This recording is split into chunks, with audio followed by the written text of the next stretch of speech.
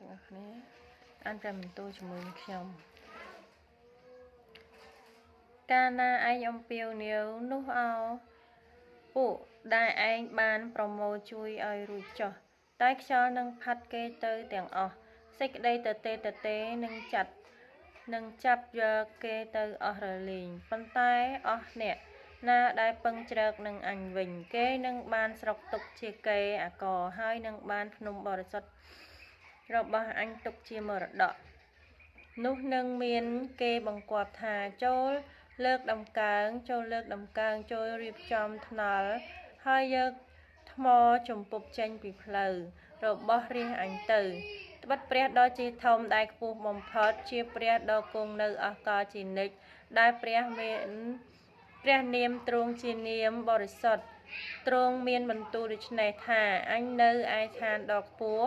ហើយបរិសុទ្ធក៏នៅជាមួយនឹងអស់អ្នកដែលមានចិត្តសង្រេងហើយទន់ទាបដើម្បីនឹងធ្វើឲ្យចិត្តរបស់មនុស្សទន់ទាបបានសង្ឃឹមឡើងអាមែន